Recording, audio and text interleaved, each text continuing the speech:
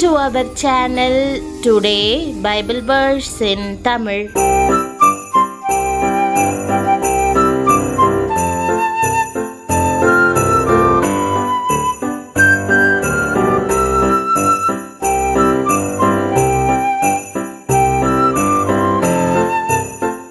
இன்றைய வசனம் சங்கீதம் 63:7. கிறிஸ்துவுக்குள் பிரியமானவர்களே, நம்முடைய ஆண்டவரும் இரட்சகருமான இயேசு கிறிஸ்துவின் வல்லமையுள்ள நாமத்தில் உங்களை வாழ்த்துகிறேன். பிரியமானவர்களே, புதிய ஆண்டில் நாம் இருக்கிறோம்.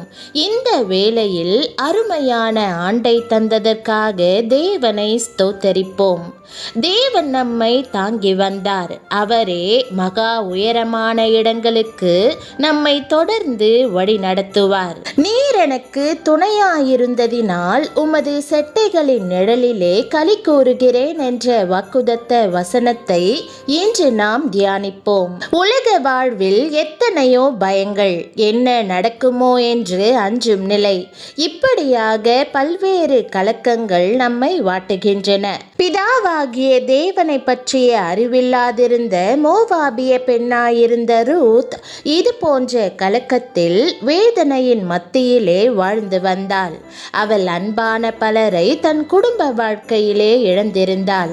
எனினும் தன் மாமியாரின் மூலமாக பிதாவாகிய தேவனை அறிந்து அவர் செட்டைகளின் கீழ் வந்தபோது அவராலே கலக்கங்கள், வேதனைகள், தவிப்புகள், சஞ்சலங்கள் யாவும் மாறி கர்த்தருக்குள் களிகூரும் பாக்கியத்தை பெற்றாள்.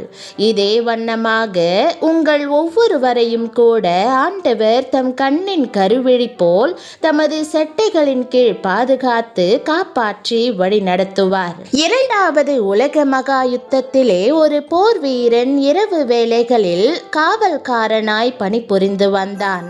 எந்த நேரமும் எதிரிகளின் குண்டு பாய்வதற்கான வாய்ப்புகள் இருந்தது. எனினும் அவனுடைய பக்தியுள்ள தாய் ஆண்டவரை பற்றியும் அவர் கொடுக்கும் பாதுகாவலை பற்றியும் அர்த்தமுள்ள ஒரு பாடலை கற்றுக் கொடுத்திருந்தார்கள். அந்த பாடலை பாடி கர்த்தரை தியானித்து கொண்டே தன் பணியையும் நிறைவேற்றி வந்தான். அந்த பாட்டின் கருத்து, தேவரீர் நீரே என் தஞ்சம், நம்பிக்கை, என் ஆபத்தில் சகாயம், உம் செட்டையினால் என்னை மூடும் என்பதுதான். பல வருடங்கள் கடந்தன. ஒரு நாள் கப்பலில் அதே பாடலை பாடிக்கொண்டே பிரயாணம் செய்து கொண்டிருந்த போது அங்கு வந்த ஜெர்மன் தேசத்தை சேர்ந்த ஒருவர் அந்த பாடலை கேட்டு, நீங்கள் இரண்டாவது உலக மகா யுத்தத்தில் பணிபுரிந்தீர்களா என்று கேட்டார். ஆம் என்று சொன்னார். அவர் சொன்னது என்ன தெரியுமா? நான் எதிராளியாகிய உங்களை பார்த்து சுடுவதற்காக துப்பாக்கியை குறிவைத்து ஆயத்தமா இருந்தபோது இதே பாடலை கேட்டதும் ஏனோ தெரியவில்லை, என்னால் உங்களை சுடுவதற்கு முடியவில்லை.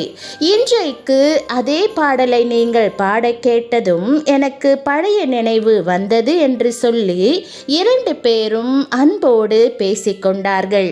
ஆண்டவருடைய பாதுகாவலை குறித்து அந்த இராணுவ வீரன் அவருக்கு அழகாக எடுத்துரைத்தான். பிரியமானவர்களே, ஆண்டவருடைய செட்டைகளின் கீழ் வரும்போது அவர் தமக்கு அருமையானவர்களை எவ்வளவு அழகாய் பாதுகாக்கிறார் பார்த்தீர்களா? ஆம், அவருடைய கிருபை எப்பொழுதும் தம்மை நம்புகிறவர்களை சூழ்ந்து கொள்ளும். கோழி தன் குஞ்சுகளை தீமை செய்கிறவர்களின் கண்களிலிருந்து தனது செட்டைகளின் மறைவிலே மறைத்து பாதுகாப்பது போல் நாமும் தேவனுடைய செட்டைகளின் நிழலிலே மறைந்து அதி நிமித்தம் களி கூறுவோம். இன்றைய வாக்குதத்த வசனத்தை திட நம்பிக்கையுடன் அறிக்கை செய்யுங்கள். இந்த வசனம் ஆண்டவருடைய மகா பெரிய சந்தோஷத்தினால் உங்கள் இருதயத்தை நிரப்பும். ஒருவேளை நீங்கள் தேவைகளோடு இருப்பீர்களானாலும் இந்த வசனத்தை அறிக்கை செய்யுங்கள். திக்கற்ற நிலையில் இருப்பீர்களானால் பயப்படாதிருங்கள். ஆண்டவரே, நீரே எனக்கு சகாயராக இருக்கிறீர் என்று தைரியமாக அறிக்கை பண்ணுங்கள். என் பெருமூச்சின் தாகத்தினால் இளைத்து போனேன். முழுவதும் என் கண்ணீரால் என் படுக்கையை மிகவும் ஈரமாக்கி என் கட்டிலை நனைக்கிறேன் என்று சங்கீதக்காரன் கூறுகிறான். மிகுந்த வேதனையில் இருக்கும் அவன் தன் கவலையின் மத்தியிலும் கர்த்தர் தனக்கு செய்த ஆச்சரியமான காரியங்களை நினைவு கூர்கிறான். கர்த்தருடைய செயல்களை நினைவு கூறுவேன். உம்முடைய பூர்வ காலத்து அதிசயங்களையே நினைவு கூறுவேன். உம்முடைய கிரியைகளை எல்லாம் தியானித்து உம்முடைய செயல்களை யோசிப்பேன் என்று அவன் கூறுகிறான். ஆம் பிரியமானவர்களே, பயத்திற்குரிய கவலைக்குரிய நேரங்களில் தேவனுடைய பிரசன்னத்தை, அவர் செய்த ஆச்சரியமான கிரியைகளை, அவருடைய மகிமையை நினைப்போம். ஒரு முறை ஒரு தேவ ஊழியர் ஊழியத்தின் மிகப்பெரிய திட்டம் ஒன்றை குறித்து மிகுந்த கவலையோடு இருந்தார். அநேக திட்டங்களை ஒருங்கிணைக்க வேண்டியதிருந்தது. அதை வெற்றிகரமாக செய்து முடிக்க முடியுமா என்ற சந்தேகம் அவருக்கு இருந்தது. நான் என்ன செய்ய வேண்டும்? இவை அனைத்தையும் எப்படி என்னால் செய்து முடிக்க முடியும் என்று அவரையே அவர் கேட்டுக்கொண்டார். பயம் அவரை பிடித்தது. அவர், ஆண்டவரே, நீரே எனக்கு உதவி செய்ய வேண்டும் என்று ஊக்கமாக ஜெபித்தார். அவர் இருதயத்தை ஊற்றி ஜெபித்ததும் பரிசுத்த ஆவியானவர் திடீரென அவருக்குள் செயல்பட ஆரம்பித்தார். உன் வாழ்க்கையில் எத்தனையோ காரியங்களில் நான் உதவி செய்யவில்லையா? உன் ஊழியத்தில் முன்பு அநேக திட்டங்களை செய்த போது நான் உடன் இருக்கவில்லையா? ஊழியத்தின் எல்லா திட்டங்களையும் நானே வழி நடத்தினேன். உன் குடும்பத்துடன் இருந்தேன். உன்னை திரளாய் ஆசிர்வதித்தேன் என்று மெல்லிய குரலில் அவருக்கு நினைவுபடுத்தினார். அது மறுரூபமாகுதலின் தருணமாக அமைந்தது. ஆண்டவர் அவருக்கு செய்த எல்லாவற்றையும் அவர் நினைவு கூர்ந்த போது அவர் உள்ளம் சந்தோஷத்தால் நிறைந்தது. எல்லா அற்புதங்களுக்காகவும், எல்லா வெற்றிகளுக்காகவும், எல்லா ஆசீர்வாதங்களுக்காகவும் அவரை ஸ்தோத்தரித்து துதிக்க தொடங்கினார். அவருடைய உண்மையை நினைவு கூர்ந்து அவரது பிரசன்னத்தில் அவரை மறந்து களி கூர்ந்தார். பிரியமானவர்களே, அந்த திட்டத்தை அவர் எதிர்பார்த்ததற்கும் அதிகமாக தேவன் ஆசீர்வதித்தார்.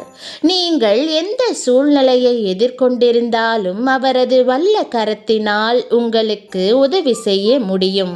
உங்கள் இருதயம் கலங்காதிருப்பதாக.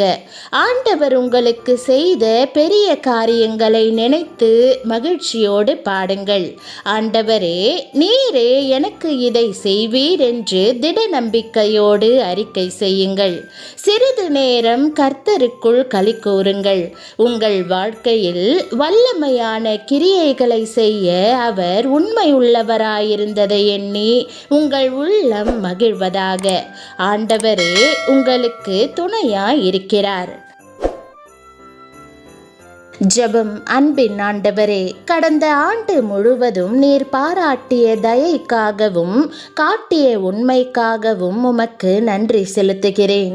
தேவையான நேரங்களில் நீரே எனக்கு சகாயராக இருக்கிறீர். மாறாத உம் அன்பை எண்ணி களி கூறுகிறேன். உம்முடைய செட்டைகளின் கீழ் ஆறுதலையும் சமாதானத்தையும் பெரிய சந்தோஷத்தையும் காண்கிறேன். கண்ணீர் நிறைந்த நாட்களிலும் உம்முடைய வல்ல கரம் என்னை தாங்கியது. உமது செட்டைகளின் கீழ் வருவது எத்தனை ஸ்லாக்கியம், எத்தனை பாக்கியம். இந்த தெய்வீக அனுபவத்தை இன்று முதல் என்றென்றும் என் வாழ்வில் தந்து நீர் காப்பாற்றியருள வேண்டும் என்று தாழ்மையோடு ஜெபிக்கிறேன்.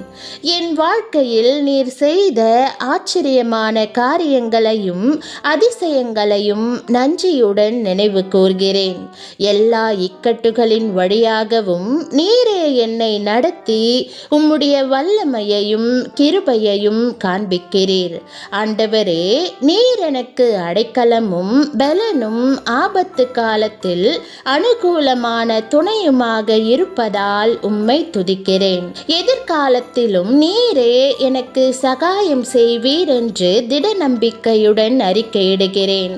என்னை மகா உயரங்களுக்கு நடத்தி செல்ல நீர் உண்மையுள்ளவராய் இருக்கிறீர் என்று அறிந்து இயேசுவின் நாமத்தில் ஜெபிக்கிறேன் நல்ல பிதாவே. ஆமென். தேவனுடைய நாமம் மகிமைப்படுவதாக. ஆமென்.